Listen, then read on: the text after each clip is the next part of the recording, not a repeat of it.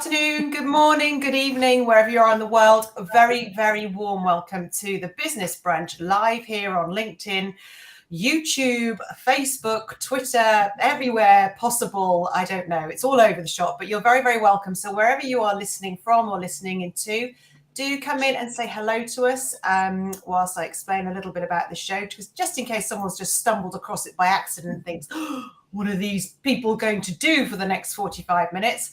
This is your opportunity to come and network, come and share your stories, good news stories.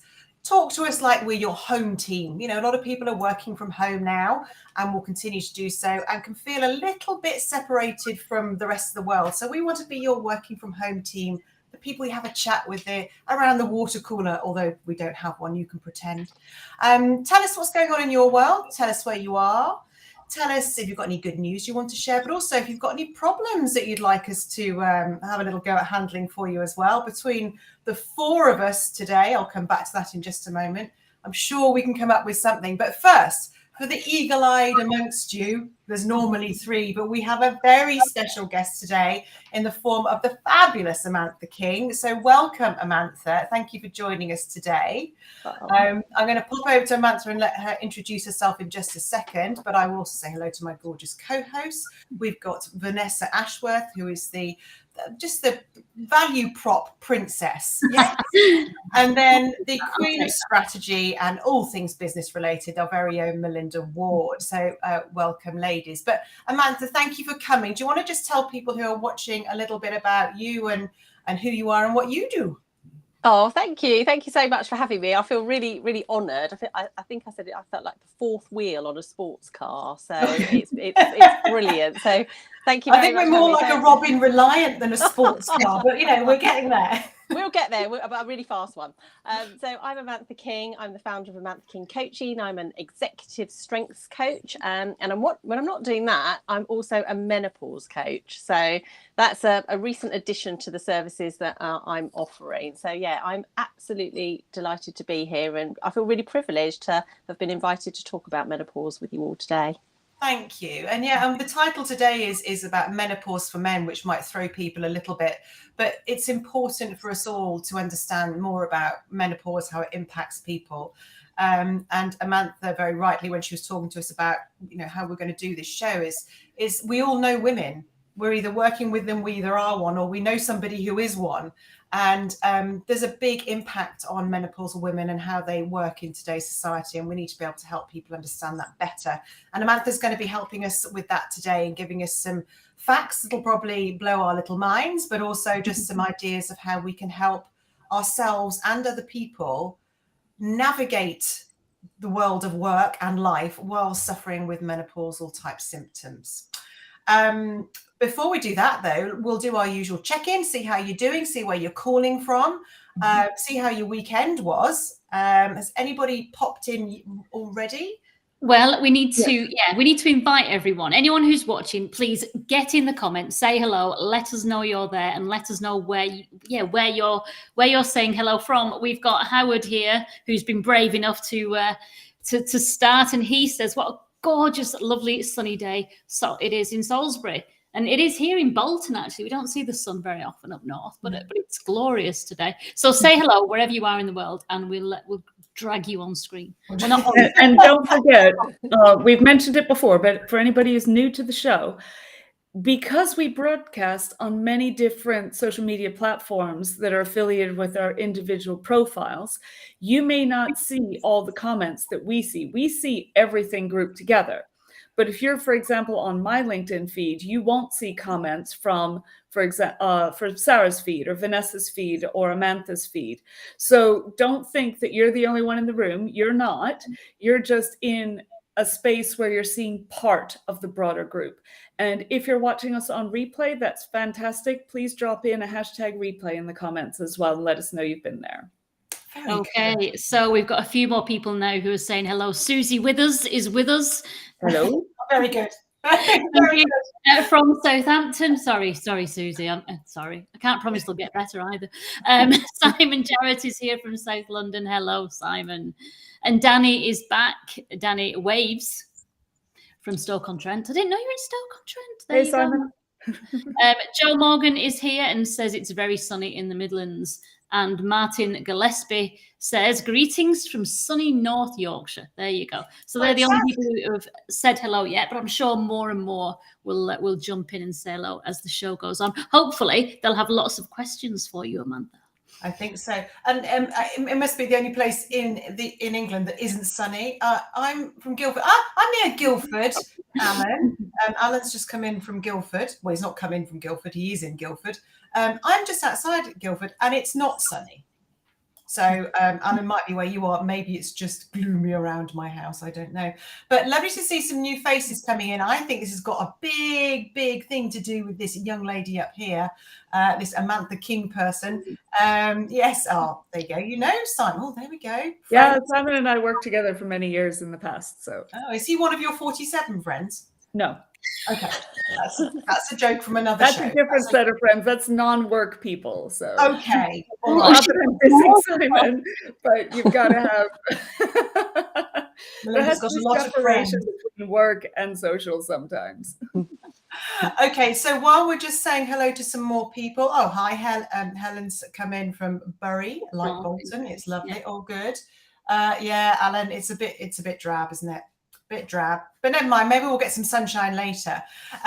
So just while we're waiting for more people to come in and say hello, should just do a quick roundup. What have you been up to this weekend? And also tell us what you've been up to this weekend, folks, if you are listening in. Anything you're excited to tell us all about, anything you did that was amazing this weekend, or anything that happened last week that you just want us to go, woohoo, well done to you, because no one else has noticed. We'll be your cheerleading team. So Leslie's in as well.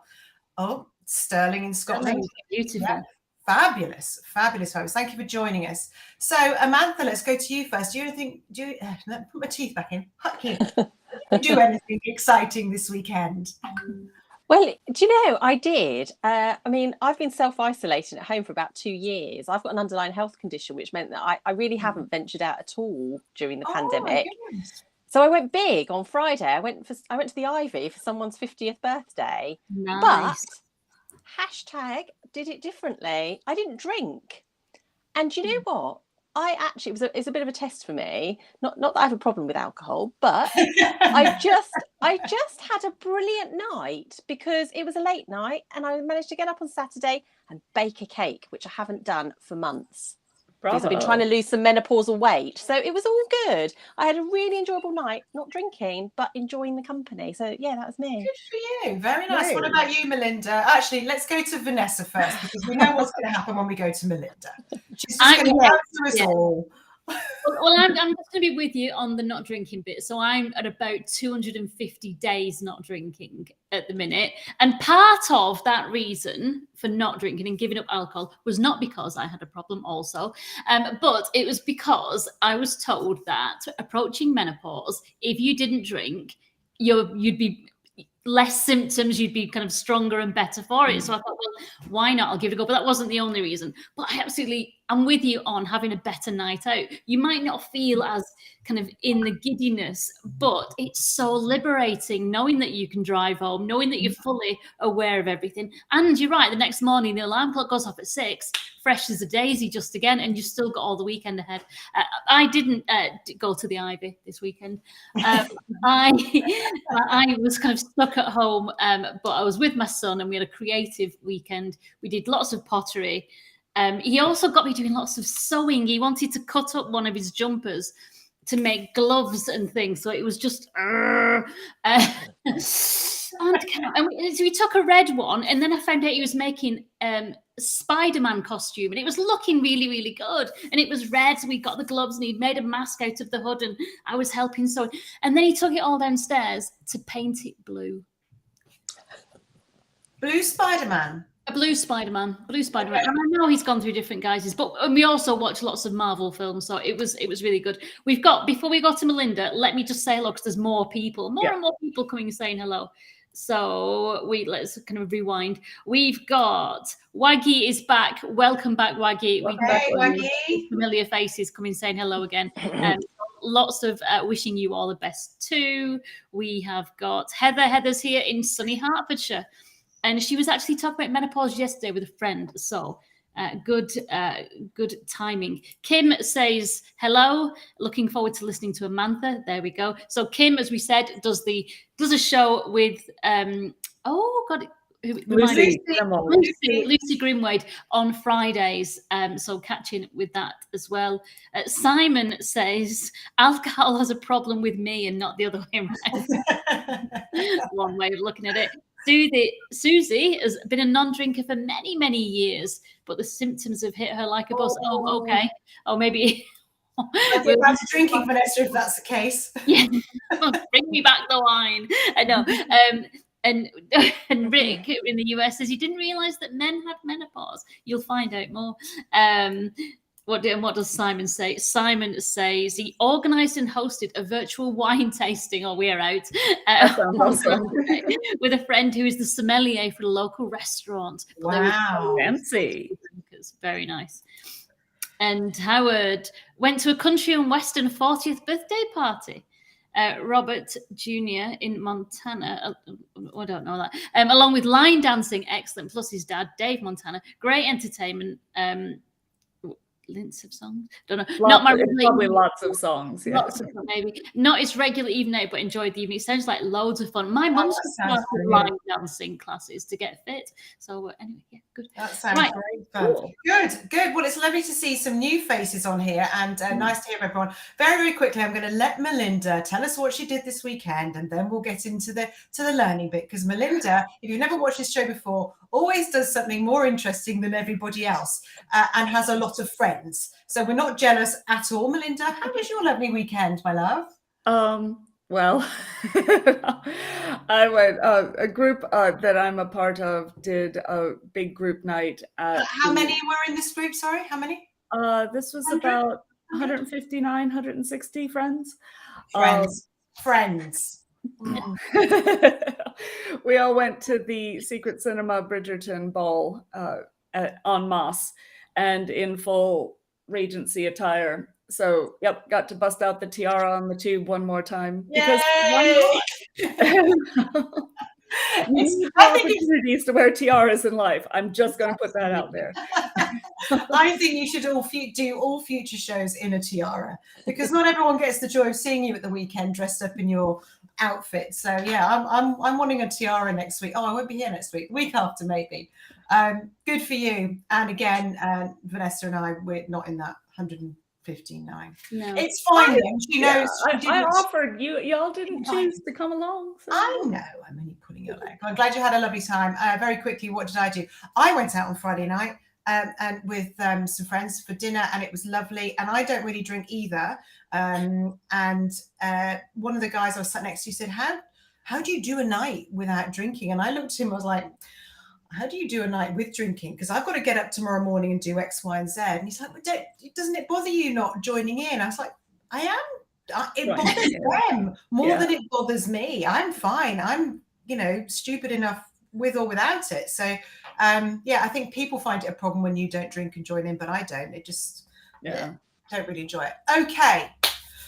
And just Simon says, on the exciting front, he's preparing his house for sale because he's emigrating to Luxembourg. How very nice. Oh, very, very lovely. Good for you. That's some big news there, Simon. Yeah, cool. Is it for a new job, Simon, or something? Let us know. Are you changing what you're doing? Very exciting. Cool. Right, over to the main part of our show, which is all today about menopause for men, how we can help ourselves and others understand menopause better. So whether we're working with people, living with people, or just know people that are suffering, we can do more to make their lives a little bit easier, because it's not easy to live with. And somebody who knows that better than most is Samantha King. And I'd like to start, actually, Amantha, if I can, is just asking you, because you're a leadership coach, and well, you do lots of coaching, but you work with leaders, similar job to what I do, but you've got a real interest in this. So where's this come from, and how have you got so involved? Well, thank you. That's a lovely introduction. Where's it come from? It comes from, I've been coaching for forever, like you, Sarah. And, a coaching conversation always starts with, how are you? Pause. Someone will tell you fine. and then you say, how are you really? And then people go, my wife hates me. Family's falling apart. Can't speak to the kids. They don't understand me. Basically, it's a nightmare. And, you know, there's only so many of those conversations you can have before you start joining the dots yourself in a minute. Actually, problems with relationships, disconnect between two people. And I just then started to appreciate in my own situation when I became perimenopausal at 36, which was less than 2 years after I had my daughter. Wow. You know, I'm a science geek. I've got a science background. I promoted HRT first time round in 2000 when I was in the pharmaceutical industry.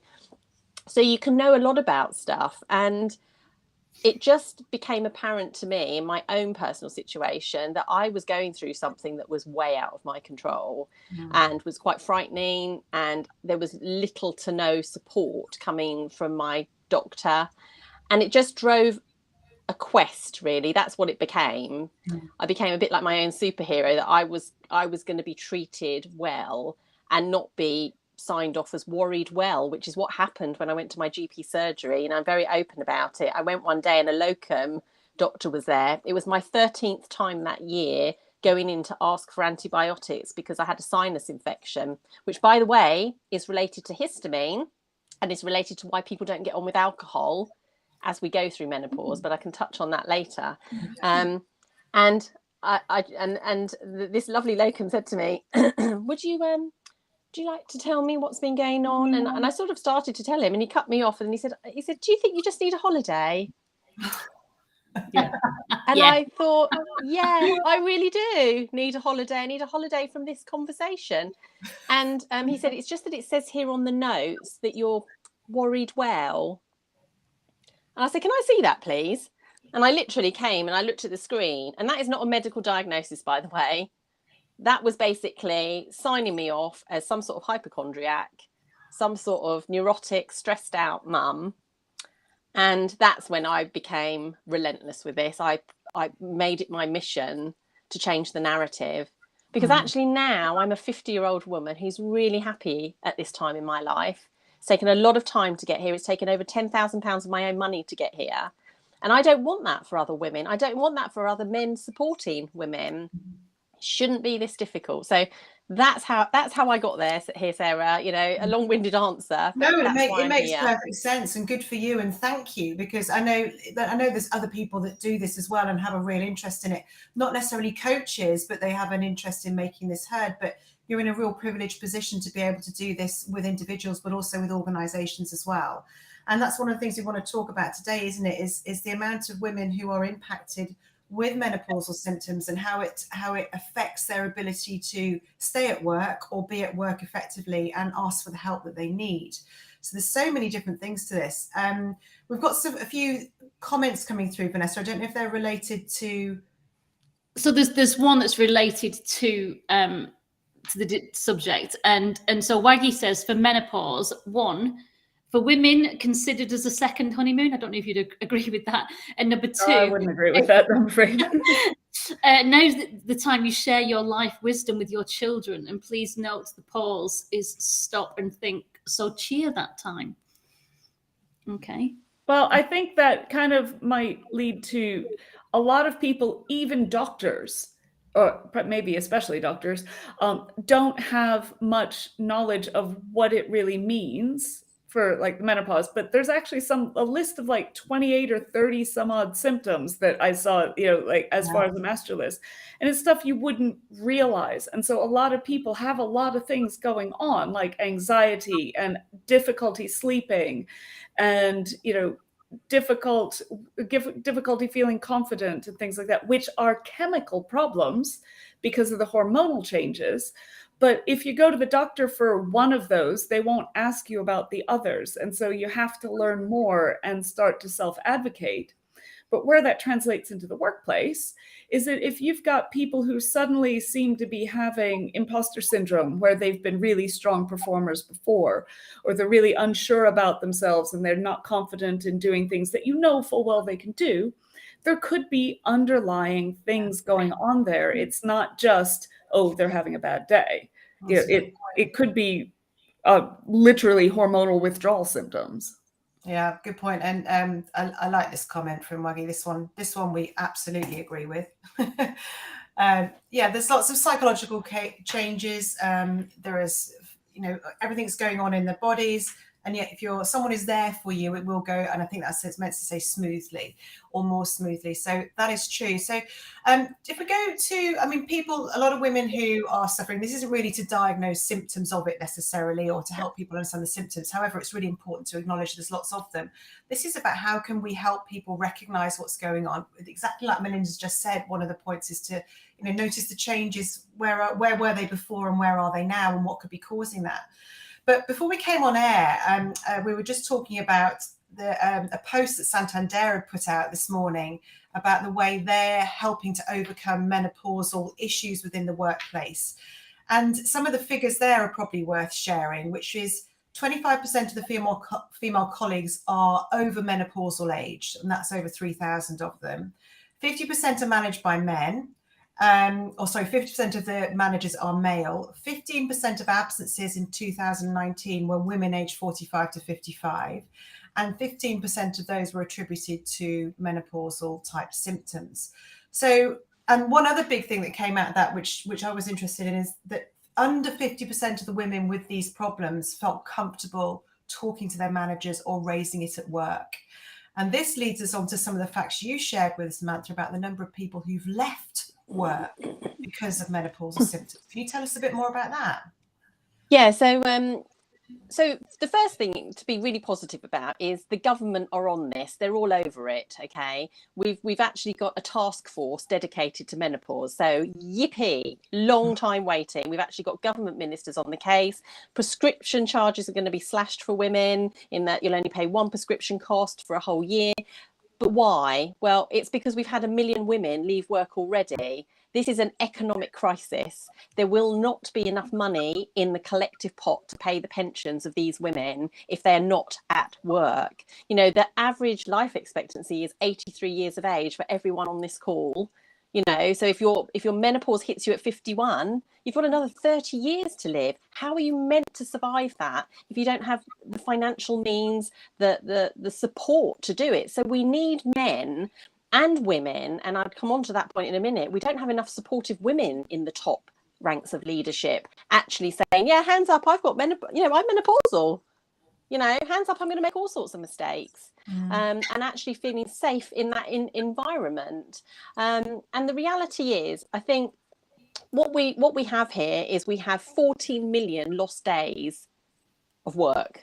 That's phenomenal. What does that equate to in terms of money? 1.8 billion pounds lost from our economy. And that's just the UK economy. The UK economy. Wow. So now tell me menopause isn't worth talking about. It directly affects, and then we can't spout on about equality, diversity and inclusion if we don't have women represented in those top positions. So that's why I'm here. That's why I'm really passionate about it. And you're absolutely right. And organizations like Santander literally were trailblazing a couple of years ago. So we already have templates for what great looks like. Channel 4 has also done it. Lots of big organizations are now following their lead. It's not difficult. The best thing that you can do if you are listening to this conversation is start a conversation about menopause in your workplace. It doesn't matter if you've got one employee or you've got 100 employees or more. You can start this process, allowing people to have a platform to talk about perimenopause, to understand it. So delighted to see so many people on this call. That's proof that there's an interest there. There is. Let me read out some of the comments because there definitely is an interest. So Leslie does say, you mentioned Santander there. We'll share the link to the Santander report at the end of the call. Yeah. So then also Christopher says he had to jump on because he's intrigued and wants to know more. So good for you, Christopher. Danny says that Waggy's input is interesting. He'd be interested to know in the lived experience of the hosts. Simon says, in his admittedly limited experience, menopause is not a monolithic single set of symptoms. It's entirely different for every woman who experiences it. 100%. And he carries on to say, and so we men need to be more knowledgeable about the topic. and so we can be more understanding and supportive, which is why you're here. Well done. Yay. And Leslie also says, good point about the diversity and inclusion aspect of this. MP doesn't come up. What's MP? Menopause and menopause Policy. Yeah. Oh, I see. Okay, thank you. Right, so there you go. Carry on. Yeah. Can I just also add on that, Sarah, coming back to Melinda's point about the symptoms. Today we actually now have 46 recognised symptoms. I knew there was a lot. Wow.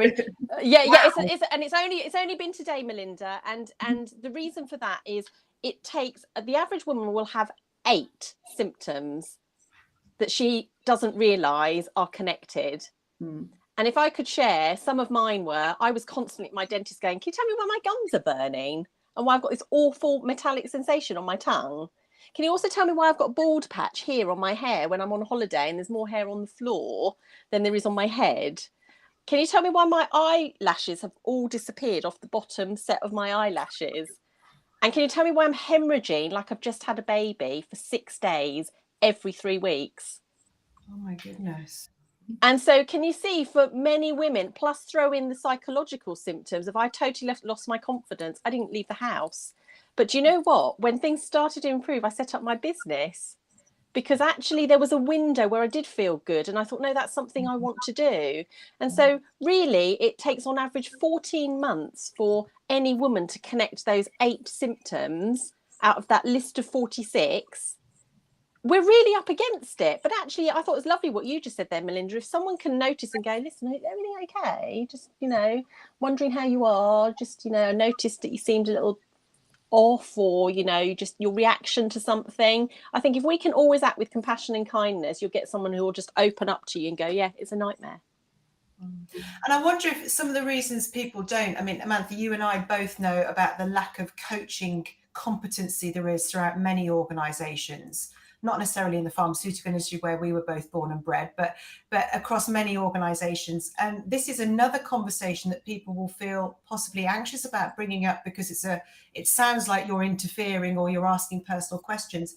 But also when people don't know what to say about it and realise they can just be empathetic and that's all they need.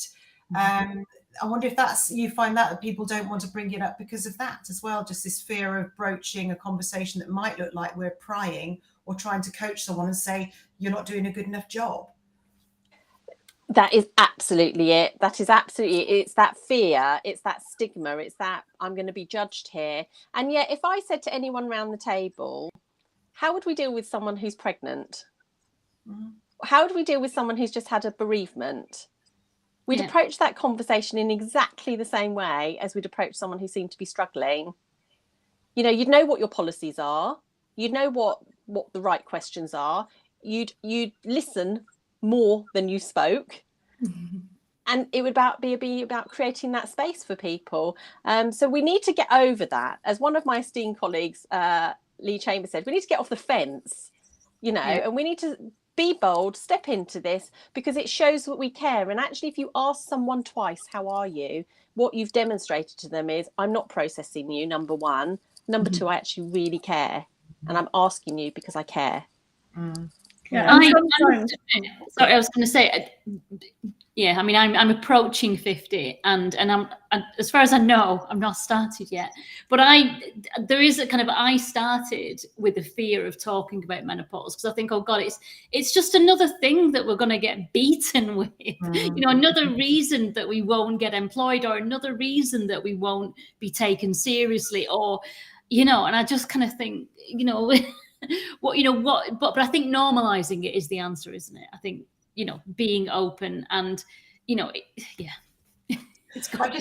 just seen a question come in from Simon. It's just very much related to what we were just saying. Yeah. And it's about that it feels like a real minefield for men. And so not only may you not be confident in broaching personal conversations anyway, but this could be really personal. It could be something you really feel uncomfortable with because you don't know enough about it. So how do they even broach the topic? I really need new teeth today. How do we even broach the topic? I'm so excited. Amantha, can you give people a couple of, I know you said ask how they are and ask again, but if you were Simon, what would you do? What words would you actually use? Okay, so first of all, Simon, the responsibility doesn't all fall to you. Actually, your organisation needs to be a big part of that first process. It's going to be a marathon, in that actually we need to create an environment and a culture where people feel it's okay to talk about not just menopause but their mental health as well. So it's going to take time. But something I've got to show you, which I think will just help you as an individual, is this book. Men, Let's Talk Menopause. I'm going to be interviewing this lady. She's called Ruth Devlin. She's an ex-nurse. This book will have you laughing out loud. It's absolutely brilliant.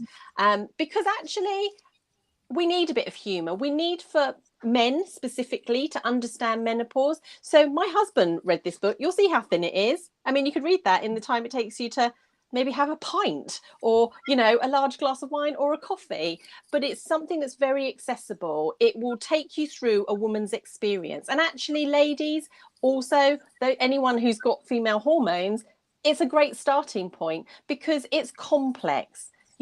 Menopause is one day. So if I could just cover that off, the terminology is all wrong really anyway. Perimenopause is the first stage that will happen to women. I'm still in that stage after 14 years. So I'm not done. Menopause is actually the day when you haven't had a period for 12 months. So even that little snippet is educating, isn't it? Yeah, because it's saying, okay, that's just one day. And then after the next chapter of my life is postmenopausal.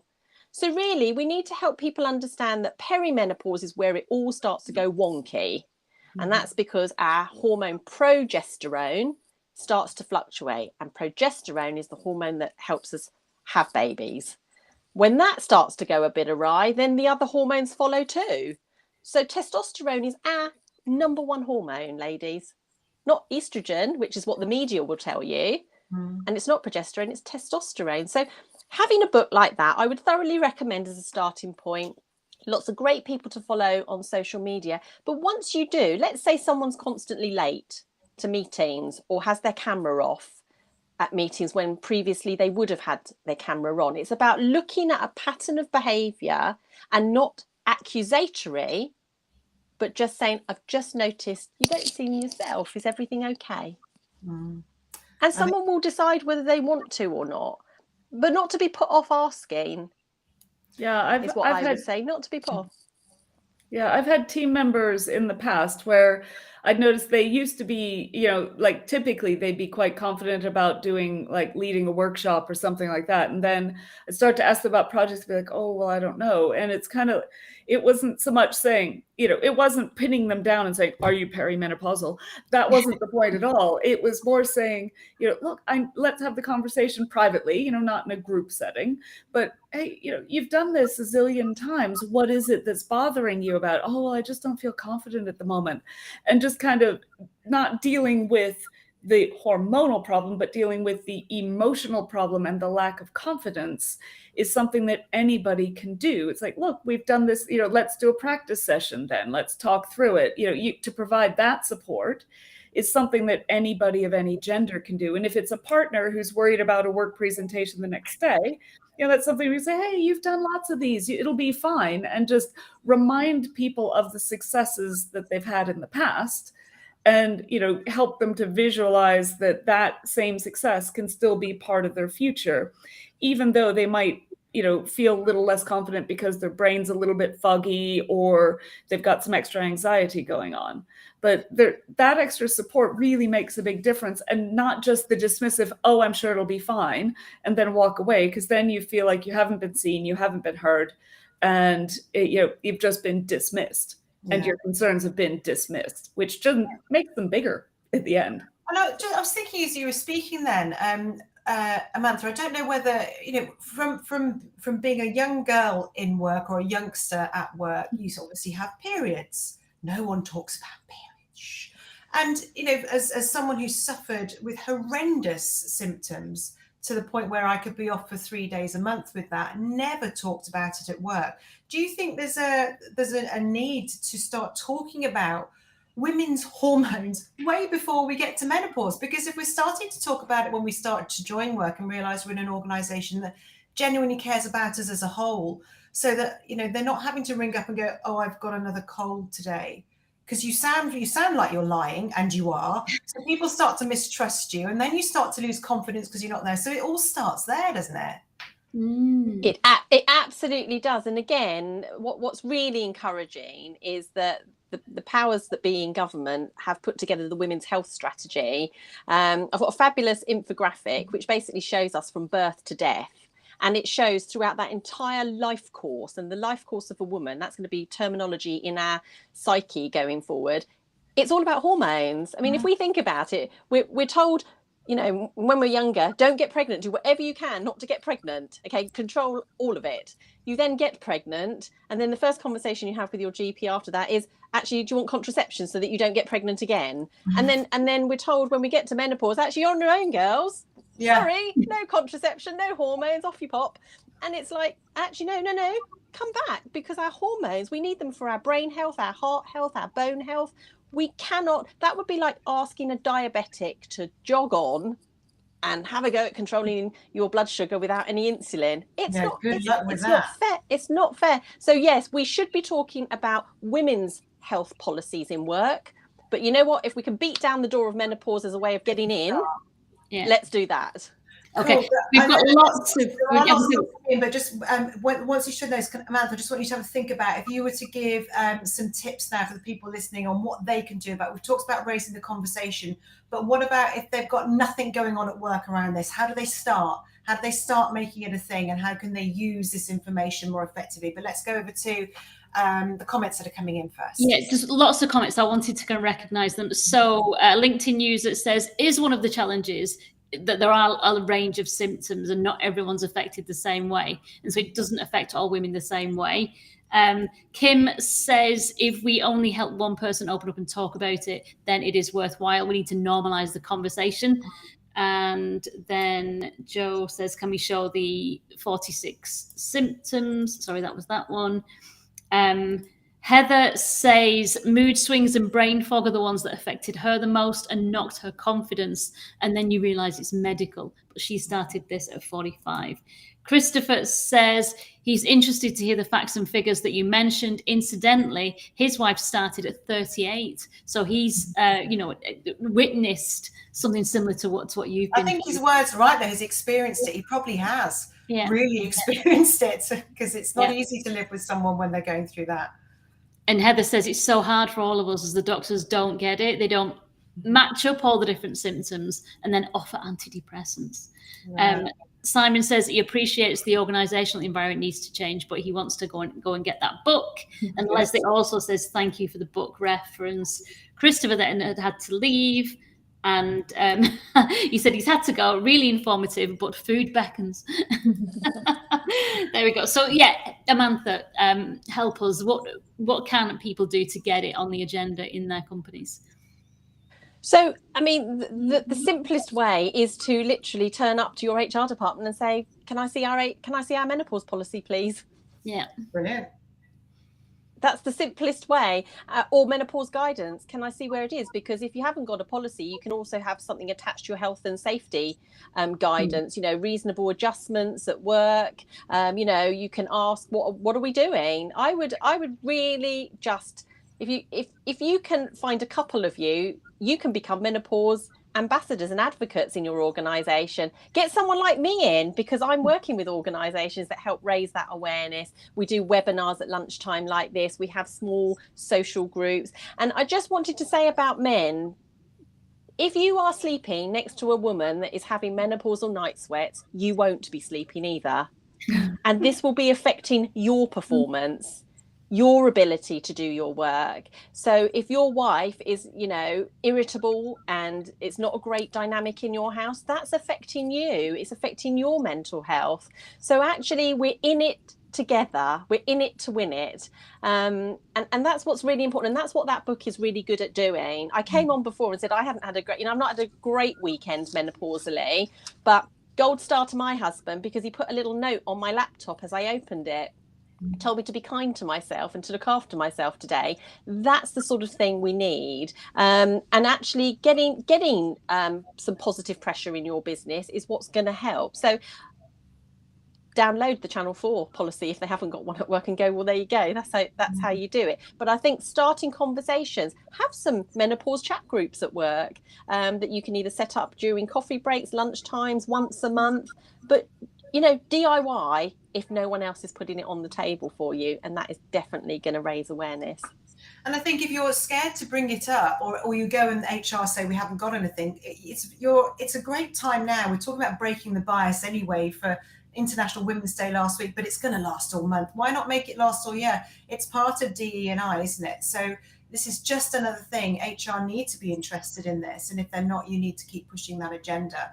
And I'm sure. May I just add one more thing, Sarah? Yeah, sure. In terms of employment tribunals, I hate to throw in that they're coming for you, because the employment tribunal numbers are going up. You turn the newspaper every week, there's another one. We've already had 20 this year already. Wow. Women claiming unfair dismissal, lack of promotional opportunities. So it's a thing. It's a thing. Me. So there's a real drive. Yeah. And the counter side of it is, if you are someone who's got menopause policy, think what that does for your reputation. You're going to attract top talent. Women are going to want to work at your organisation. You're going to have less people leaving, and it's going to be just wonderful. So there's only gains to be had by doing it. Brilliantly said. Brilliantly said. So there's some more stuff coming in. Just say, well, that's coming up. Everything you've asked for, we will put attachments to. Once we've come off the show, we'll add them to the show link, so you can find everything Amanda's been talking about. I'll put the Santander LinkedIn post link onto it as well, and you can add on the 46 symptoms thing you were talking about. But Vanessa, over to the comments. Yeah, so Rick says it definitely needs to be discussed for sure. It's not an easy thing to deal with business-wise. Mark says that he's just ordered the book. Great advice, perfect timing. Why did I not know what the word menopause actually means? You know what? And don't be good for you for saying that. Yeah. You know, I'm a woman approaching menopause, and I've kind of shied away from it myself. You know, so it's good that we're talking about it.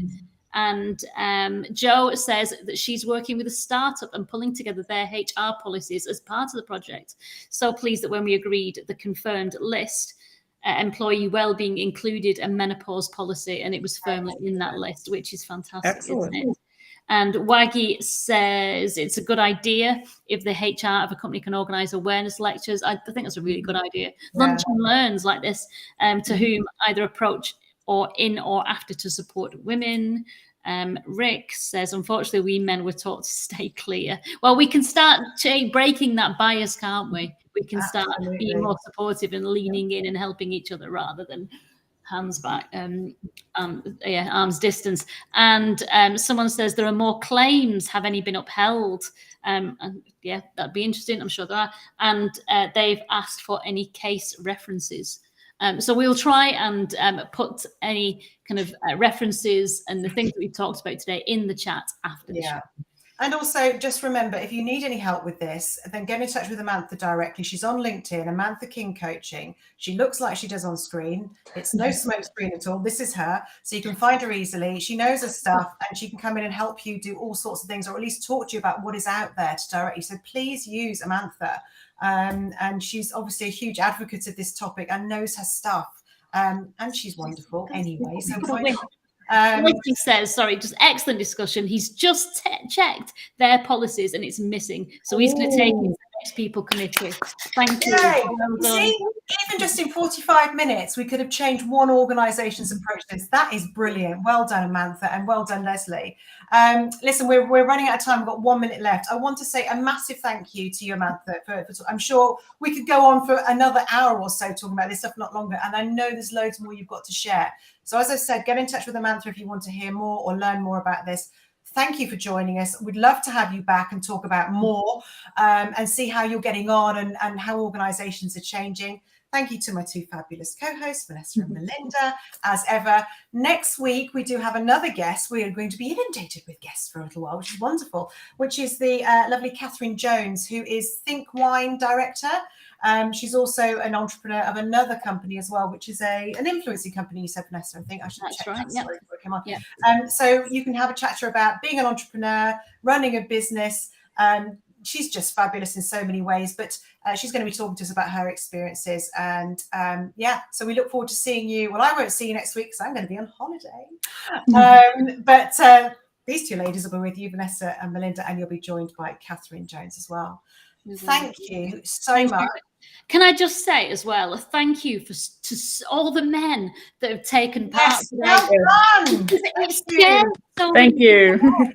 Bloody well done, well done for sticking with us and wanting to learn more. I'm just impressed, really impressed. And I know often, especially when you see a panel of 3 women, you've now got 4 women, it can be quite off-putting. So well done you. It's not all about being female, it's about being human. Super way to spend lunch. Thank you. It's a pleasure. Thank you all so much. We'll see you next week. And Amantha, keep in touch and let us know how you're doing. Yep, Take bye. care, everyone. Bye-bye. Bye.